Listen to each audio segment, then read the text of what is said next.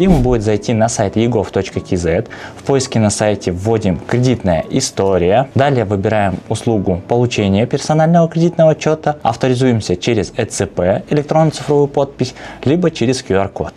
Далее выбираем кредитное бюро. Далее в первом кредитном бюро содержать более подробную информацию о банках. Нажимаем «Заказать онлайн», подписываем запрос через ЭЦП, либо через QR-код.